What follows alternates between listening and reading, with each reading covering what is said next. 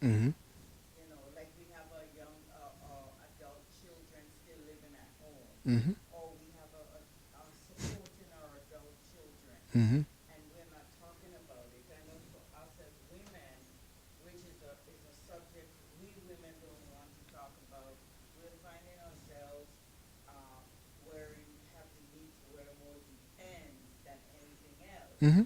and some of the seniors are uncomfortable with that. And I mean, consider myself to be functional, but when I take a long trip, I do wear depends. It's Mm-hmm. a big deal. Yeah, my dad, mom, and dad. Yeah. Yeah, because Mm-hmm. I was going to Philly one time and I got stuck on the schuylkill and I literally had an accident. Mm-hmm. So now I prepare myself for when I'm going.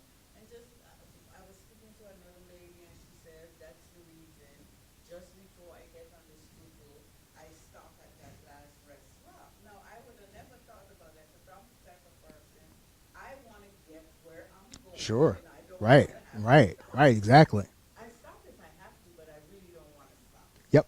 Because I figure a 45 minutes drive to Philly should take me forever, but we know once we get on the Schuylkill, that's it, right? Yep. So that was the direction I wanted going. I wanted to build that seniorpreneur. Um, it seems to be a national organization in the UK because when I got the name and something said look it up, I saw that there was an organization in the UK, but there's nothing in the United States, and I want to develop it over here Sure. where we go from there. But I don't have just listening to what you said gave me little ideas. I'm not a writer. I'm really not good with the English language. I mean, in the islands we speak English, but it's broken English. So, when I'm not a good writer. Well, the way. Okay. So first is that even if you don't do the meetup, and you move it to Facebook, it has to be built around something. So, excuse me. Um, and some meetups will work based on the mutual interest. However, in order for you to benefit from it, um, you'd have to have some kind of platform to me. So the platform either means that you would be teaching something that you have some expertise in, or one like way that really works, like gangbusters, and people don't do it in a local area, but it works, is to do interviews, right? And so, who are the people who could answer some of those questions? Because sometimes the best way to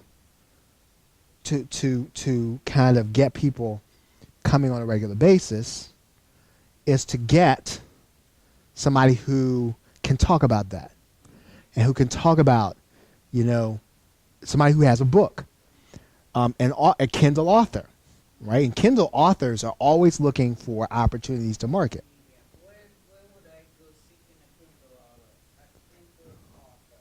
Well, yeah, you go to Amazon, and then you'd do a search inside of Kindle books, and then you'd put, I don't know, senior issues, or just start putting your search terms in there. And then every author who has a book on Kindle in this category would be somebody, they probably got a blog, they probably got a podcast, or they got something. And those are the people that you reach out to, and you say, hey, I do a show. And that's the key, right? Is when you say that, right? If you just say, well, I want to interview you, I think you're cool, they may be willing to. But if you say, hey, I've got a show that I do on a weekly basis, and I talk to seniors, I've read your book, I'm wondering if I can talk to you about this for my audience. Most authors on Kindle, they'd be glad to do that because they know that if they can get in front of your audience, talk about the subject, that some of those people will buy their book. And that, on the internet, when you have a podcast or something, it's out there forever. So some people are going to go and trip over it, and they'll be buying their book just based on having talked to you. So one of the ways to develop a platform is to interview people. All right? And you can find Kindle authors.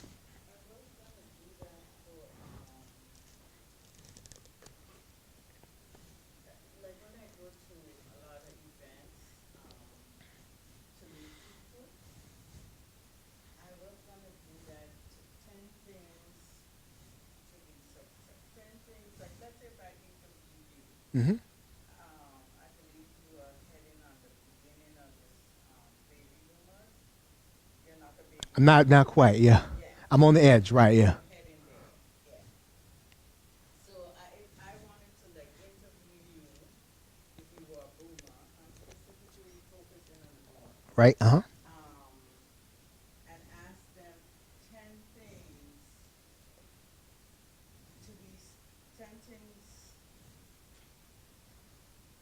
to be successful, but that's kind of in there. But yeah, or something that would be that would concern them. Yeah, I get it. Things that they have learned, like if you met somebody who was 55, 60, 70, 80, 10 things that they have learned in life that they can pass on to the excerpts. Or, okay, so people tend to respond to try to get rid of their problems. So you focus on their pressing problem. So 10 things. So if you were to interview, so if you were to flip this to talk to 10 things boomers can do to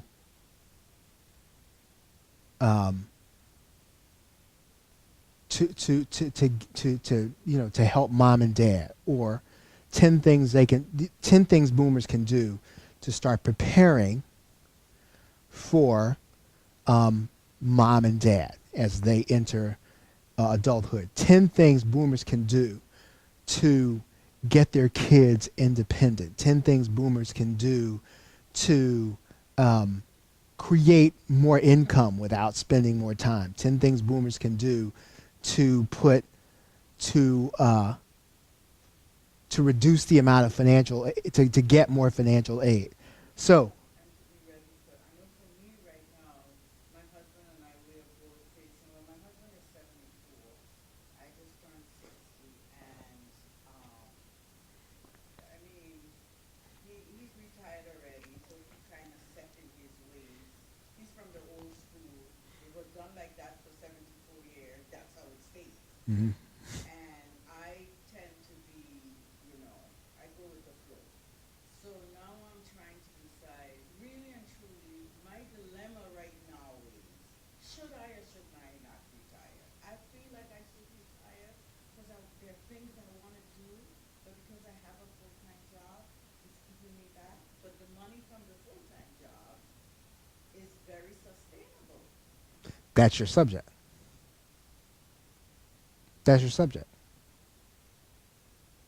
I have a friend who, she is on the verge of retirement, but her parents are ailing, and she's struggling as to, she's constantly away from work because Yeah. she has to take her parents to the doctor, or mom falls and she calls, and mom is scared about something and she calls and she says, I need you to come over right now. So she is like stressed. Yep. Then that is probably, now, I mean, you can't always do it that way. That because it's a pressing issue for you, there's going to be a pressing issue for other people. But that's probably something that's a pressing issue for other people. So you build around those things. What are the things that people that are concerning those things when it comes to should I retire? What does the financial planner say? What does the senior care person say? And so these are the experts that you bring in, and you have and the good thing is, and where you use your leverage is you start to you basically